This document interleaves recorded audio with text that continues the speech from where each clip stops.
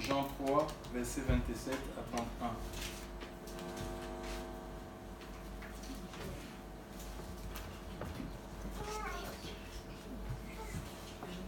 Donc, Jean 1, verset 22 à 23.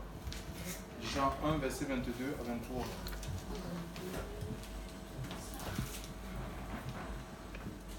Il lui dit alors... Oui, Jean 1, verset 22 à 23, oui. Il lui dit alors, qui es-tu? Nous devons donner une réponse à ceux qui nous ont envoyés. Que dis-tu de toi-même? Moi, dit-il, je suis la voix de celui qui crie dans le désert. Rendez le chemin du Seigneur droit.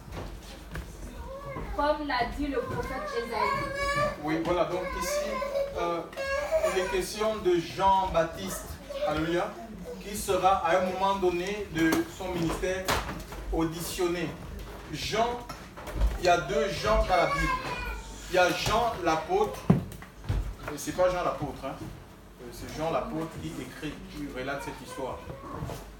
Jean l'apôtre a suivi le Seigneur, alléluia, il était disciple de Christ. Mais Jean-Baptiste a été envoyé avant Christ.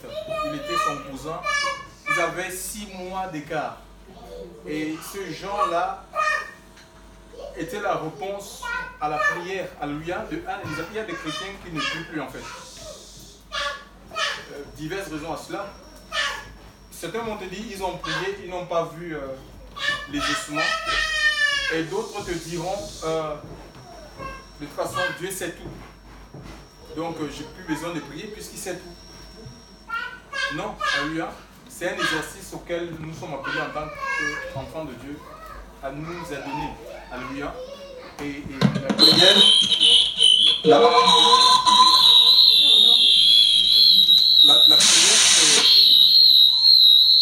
la prière, c'est le moyen pour communiquer avec le Seigneur en fait.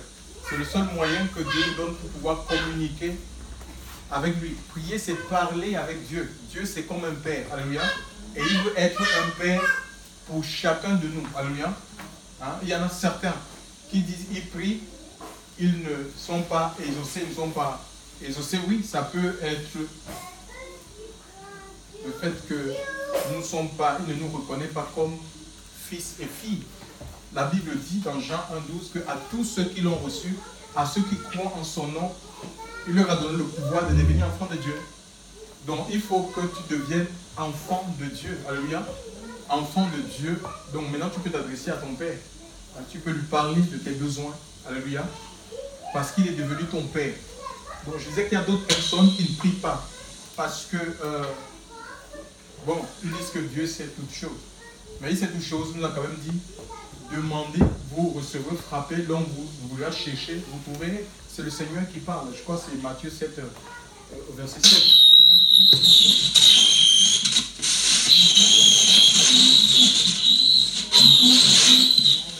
C'est le Matthieu 7, verset 7.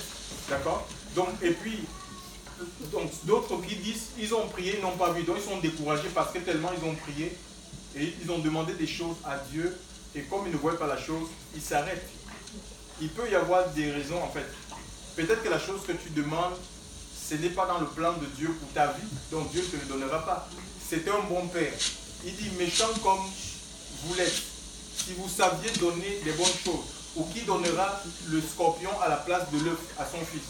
Personne, parce qu'on sait que le scorpion a sa pique. Qui donnera le serpent à la place du poisson? Personne, parce qu'on sait que le serpent a le venin. Si le serpent inocule le venin à notre enfant, cet enfant, on va le perdre. Qui est-ce qui donnera à la place du pain des pierres? Personne. Personne ne donnera des pierres à la place du pain. D'accord? Méchant comme vous l'êtes, si nous on a ce discernement de savoir donner des bonnes choses à nos enfants, à combien plus fort le Père Céleste ne donnera-t-il pas de bonnes choses à ceux qui le lui demandent? Et la meilleure des choses que tu peux recevoir du ciel, mes amis, ce n'est pas des enfants, ce n'est pas un travail, une maison, c'est le Saint-Esprit. Alléluia. C'est la plus grande richesse, chers frères et sœurs. qu'on puisse recevoir. Si tu as l'Esprit de Dieu et que tu es soumis à l'Esprit de Dieu, le reste va suivre. Alléluia. Le reste va suivre. Ce n'est pas toi qui seras la cause de ces choses. Hein? Et Dieu, c'est un bon Père. Aussi, une autre raison, ça peut être que le Seigneur ne veut pas en fait. Tu as prié, mais il ne faut pas que tu te lasses de prier. Peut-être Dieu peut vouloir, ça peut être pas que le Seigneur ne veut pas, ça peut être parce qu'on a déjà parlé, peut-être Dieu ne veut pas parce que ce n'est pas dans ton plan. Aussi, peut-être ce n'est pas le moment en fait. Ce n'est pas le moment favorable parce que Dieu fait toutes bonnes choses à son temps. Le temps de Dieu n'est pas notre temps. Donc il faut qu'on sorte le Seigneur de notre temps. Alléluia. Oui, il fait toutes bonnes choses à son temps. Hein? Et le temps de Dieu est le meilleur. Donc on n'a pas assez découragé. Si nous n'avons pas entendu, le Seigneur nous dit, comme il a dit à l'apôtre Paul, il avait une échade. Et il dit à 3 reprises, il avait prié pour que le Seigneur l'éloigne de cette échade-là. Le délivre, le guérisse de cette échade, mais Dieu ne l'a pas fait. Et il va entendre le Seigneur, lui, il a prié à 3 reprises. Ma grâce te suffit, car ma puissance agit dans la faiblesse. Et Paul avait compris que c'était pour le maintenir dans l'humilité, que Dieu avait laissé cette échade sur lui, pour qu'il réalise qu'il est un homme, parce que Dieu l'utilisait puissamment. On pouvait prendre les mouchoirs de l'apôtre, les transporter d'une ville à une autre, les appliquer sur les malades étaient guéris. Pour le maintenir dans l'humilité, et parfois Dieu peut laisser certaines choses, des manques dans notre vie, à cause de la gloire qu'il a déposée en nous, chers frères et sœurs, pour qu'on réalise qu'on reste des hommes. On n'est pas Dieu. D'accord? Yes, tout ce que Dieu fait est bon. Jean est la réponse à la prière de Anne-Élisabeth. C'était un couple de sacrificateurs. Ils étaient lévites, nous dit l'Écriture. Luc 1, chers frères et sœurs, ces gens, ils priaient, ils étaient pieux, justes. Alléluia. Ils craignaient Dieu. C'était le témoignage que leur entourage, les gens qui les connaissaient, qui les côtoyaient, rendaient de ces personnes. Cependant, il y avait un problème de stérilité. Donc que personne ne vous condamne. Si vous savez que vous marchez avec le Seigneur, même si vous êtes au chômage, même si vous êtes seul, que personne ne dit que non, c'est parce que tu ne pries pas bien, non, c'est parce que peut-être essaie de fouiller dans ta vie, les liens sont montés, les liens sont descendus. Ce n'est pas vrai. Alléluia. Dans le tas de leur vie, au moment où ils n'espéraient plus avoir des enfants, au moment où même sur le plan humain, médicinal, chers frères et sœurs, on sait que ces personnes sont dans l'incapacité de procréer. C'est là où le Seigneur va les visiter. Alléluia. Parce que Dieu, c'est un Dieu de l'impossible. Alléluia. Oui, c'est ça le miracle. Il faut qu'on témoigne le miracle. Le miracle, c'est quelque chose qu'un homme qui dépasse l'entendement humain, que la médecine, la science, les mathématiques ne sont pas à même d'expliquer. Alléluia. Et Dieu va opérer un miracle. Il va leur donner un fils, mais un fils avec un appel. Alléluia. Et vous savez, là, nous sommes dans l'ancienne alliance. Et dans l'ancienne alliance, quand les parents étaient sacrificateurs, le sacerdoce ou le service qui est lié au temple, c'était quelque chose qui était transmissible, c'était de père en fils. Quand le père prenait sa retraite, c'est son fils, on remettait les soutanes. On prenait la soutane du père pour donner à au fils pour continuer le ministère en fait. Tu vois, c'était comme un héritage en fait. Tu vois. Donc c'était de père en fils et ce n'est pas des choses qu'on pouvait discuter. Mais dans le ministère de Christ en fait, bon, les religieux, comme l'église elle est religieuse en fait. Hein. Les assemblées sont religieuses et elles fonctionnent un peu comme ça. Donc c'est mélangé en fait. Un peu de grâce, un peu de loi. Tu vois, voilà, papa est pasteur. Peut-être que Dieu appelle le fils à être, je ne sais pas, à travailler dans le milieu hospitalier ou bien même à être agent d'accueil à la TAM.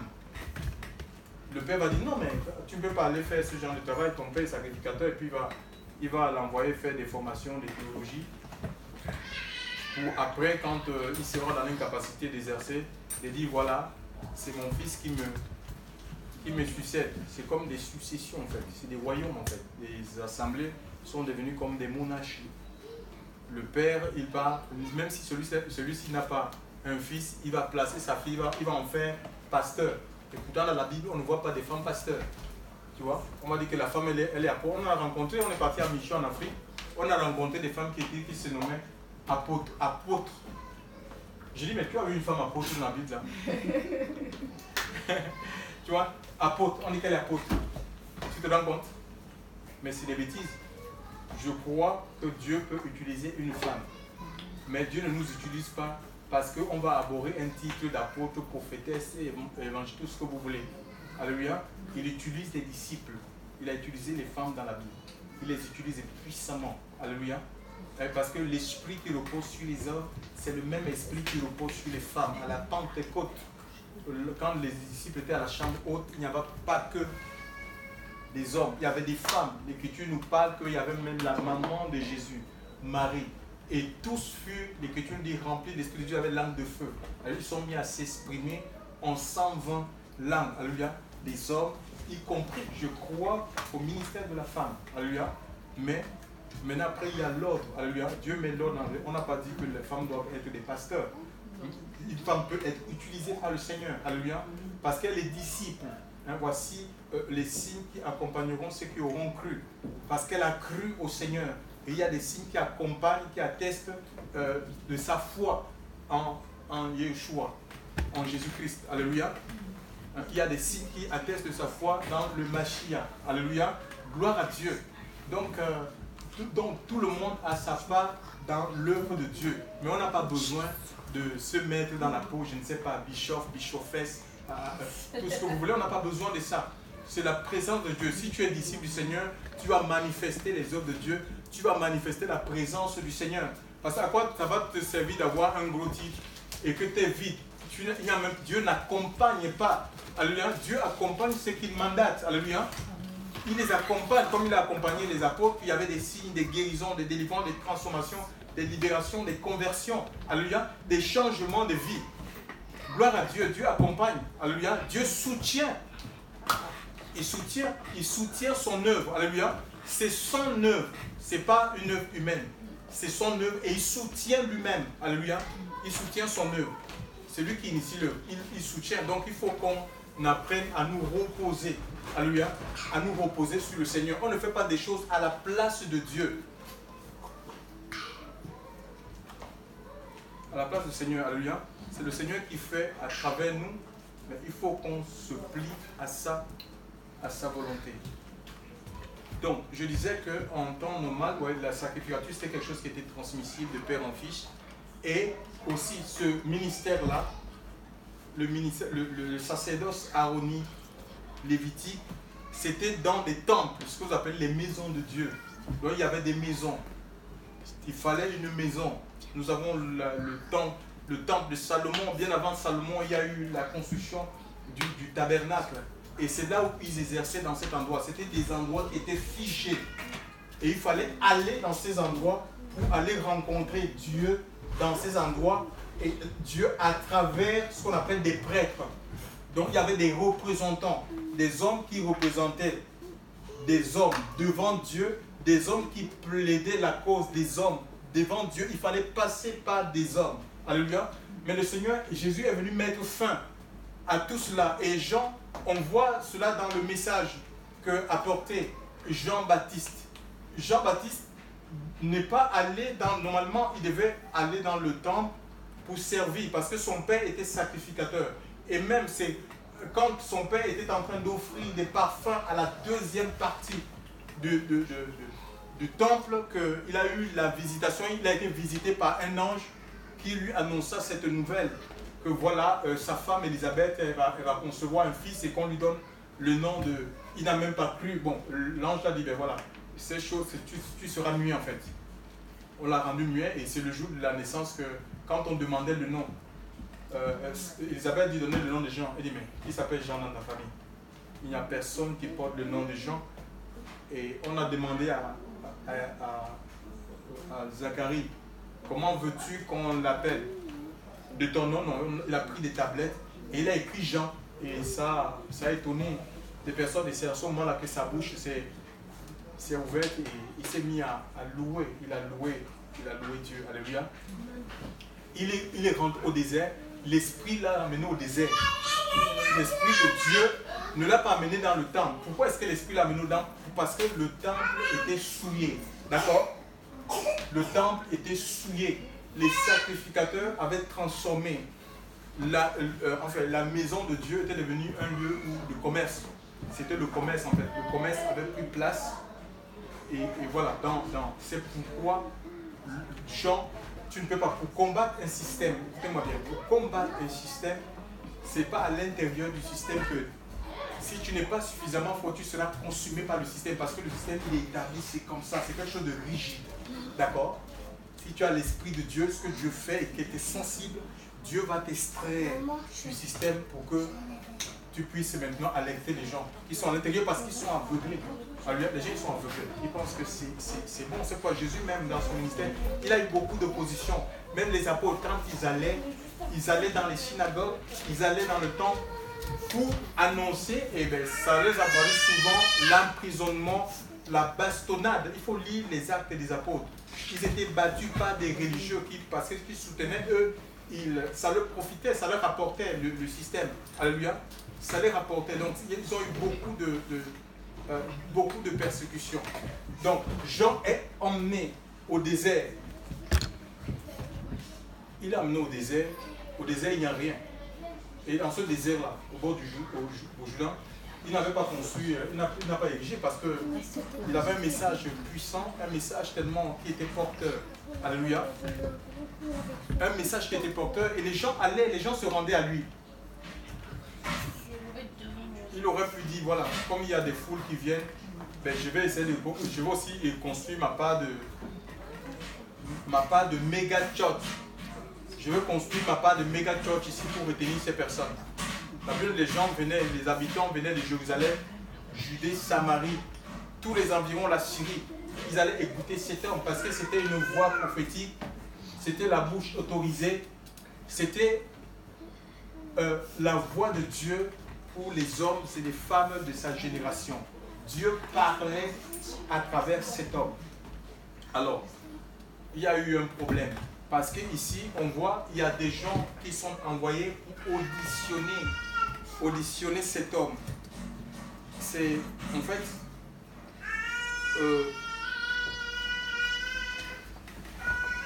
ces gens-là sont envoyés par qui? Ils sont envoyés par le Sanhédrin. Le Sanhédrin, c'était le conseil suprême. C'était un conseil religieux de 70 anciens qui faisaient office de juges. Ils étaient comme juges. Ils avaient les pouvoirs religieux et les pouvoirs politiques. Ces gens-là, ils vont envoyer une commission rogatoire pour investiguer sur l'évangéliste Jean le Baptiseur. Une commission rogatoire, c'est quoi? En fait, dans le droit, la commission rogatoire, c'est un juge qui charge un autre juge d'instruire une affaire. Dans d'autres législations, ça peut être une autorité de police, gendarmerie, pour instruire, rechercher des preuves dans une affaire déterminée. Donc on voulait en savoir sur Jean. Ils ont envoyé des gens pour en savoir sur ses activités afin de prendre une décision. Mais il a commencé, les gens sont en train de fuir. Ils fuient le temple que Salomon a bâti. Ils vont dans le désert. Les assemblées, c'est vide. Qu'est-ce qui se passe? Les synagogues, c'est vide. Les gens boycottent les synagogues.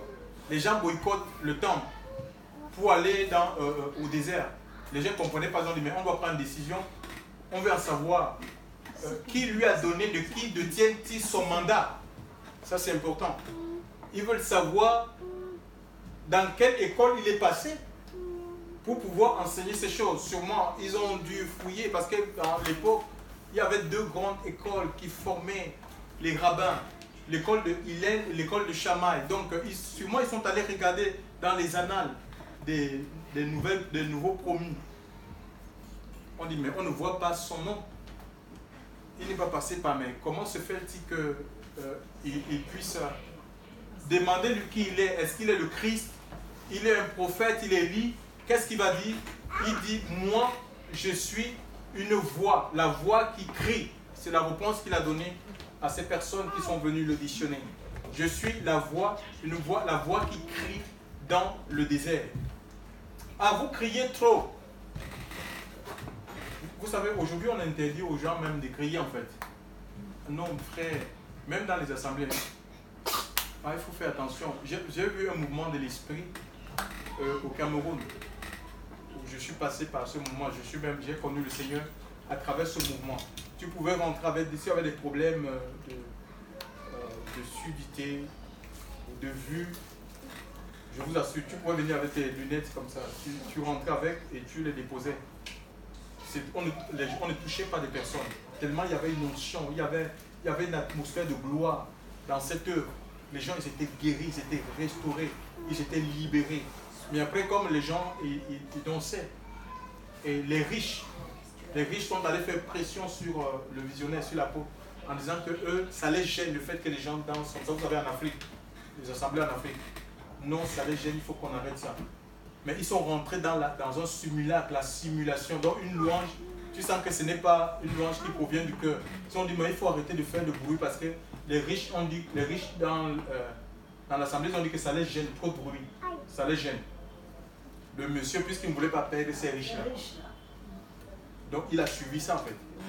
Il oublie que la plupart de ces riches-là, c'est souvent des sorciers, ce sont souvent des francs-maçons qui sont déguisés comme les enfants de Christ pour réduire l'activité, parce qu'ils savent que quand il y a l'Esprit de Dieu, là où il y a le feu, leurs activités sont réduites.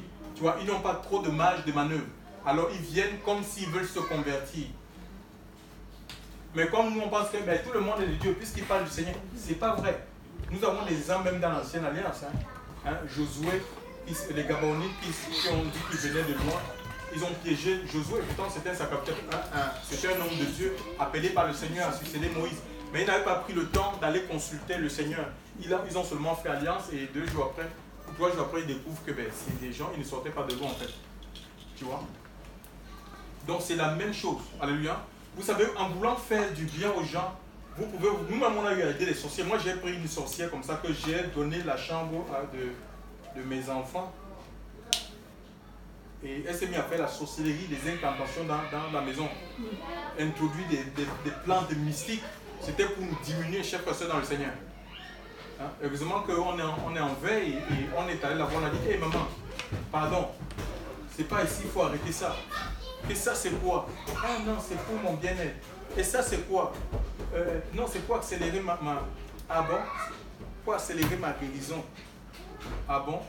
Lucelle exorcisée sous le lit, elle avait une plante mystique. J'ai dit, mais qu'est-ce que tu fais avec une plante comme ça dans... Elle dit, ça participe en moi. J'ai dit, mais est-ce que tu sais que la plante, la nuit, ça rejette le gaz carbonique et que tu peux mourir intoxiqué?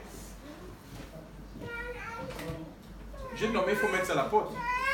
Que quand tu dois faire confiance au Seigneur, tu fais confiance à Dieu et c'est pas, tu n'accélères rien. C'est Dieu qui travaille ta vie. Alléluia. Toi, tu dois tout simplement te donner au Seigneur. Et puis elle a protesté, elle dit que oui, je vais quelque part, et je ne serai pas là pour un temps. On est rentré dans la chambre, on a pris autorité dans cette chambre. Le lendemain, cette femme a acheté une grosse valise comme ça pour porter tous ces trucs. Elle a disparu jusqu'aujourd'hui. Mais je suis gêné parce que nous, on voulait, c'est une femme qui était venue pendant qu'on avait organisé une réunion de réveil à l'hôtel Le Méjean. Et elle a été délivrée, il y avait un